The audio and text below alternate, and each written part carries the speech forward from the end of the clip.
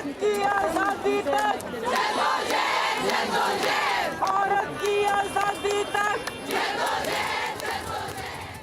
आजादी हम शक्तियों से लेंगे, आजादी हम करेंगे, आजादी जय गुलाम है मर्दों की जागीर नहीं, ये कैंपस हम सबके हैं, मर्दों की जागीर नहीं, पिछले साल वाले अपना खाना खुद दिया, मर्दों की जागीर नहीं। मेरी बेटी का फ्यूचर ऐसा होना चाहिए जब मर्द और औरत इक्वल हों।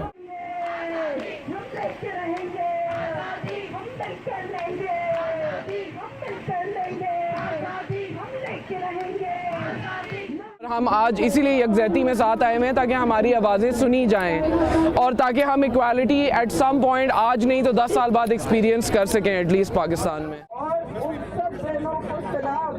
जिन्होंने वक्त में कारगुजारियों के खिलाफ मुश्किल वक्त में लाठीचार्ज शहरों में बाजारों में